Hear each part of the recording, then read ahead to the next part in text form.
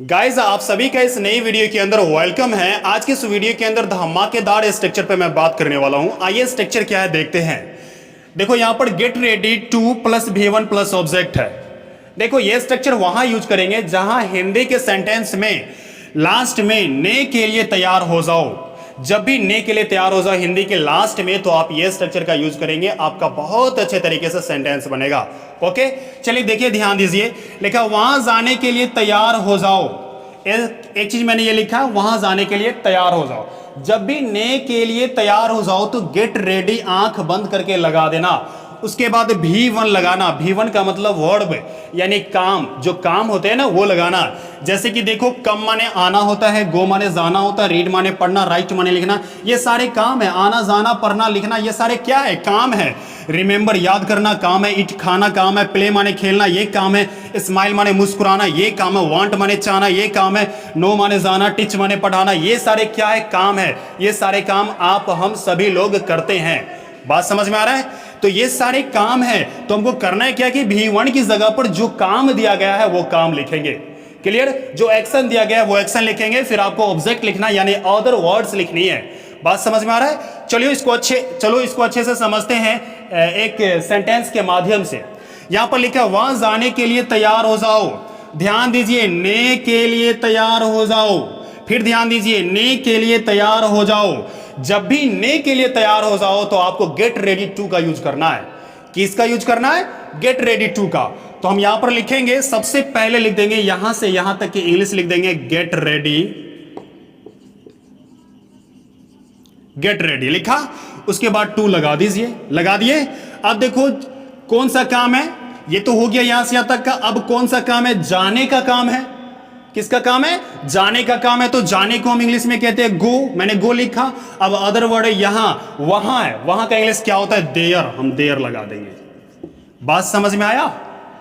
मतलब वहां जाने के लिए तैयार हो जाओ मतलब क्या होगा? Get ready to go there. उसके बाद दूसरा सेंटेंस यहां पे देखिए, छोटे बच्चों को पढ़ाने के लिए तैयार हो जाओ। यहां देखो ने के लिए तैयार हो जाओ, इसके लिए क्या लगाओगे जी? बताओ क्या लगाओगे? गेट रेडी टू लगाओगे। ठीक है, तो हम लगा देते हैं गेट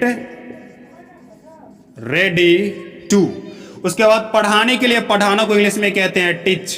क्या कहते हैं? टीच। मैंने टीच लगाया। उसके बाद किसको पढ़ाना है? छोटे बच्चों को। छोटे बच्चों को इंग्लिश में क्या कहते हैं? The small children. बात समझ में आया? क्लियर है? यानी छोटे बच्चों को पढ़ाने के लिए तैयार हो जाओ, get ready to teach the small children. बात समझ में आ गया?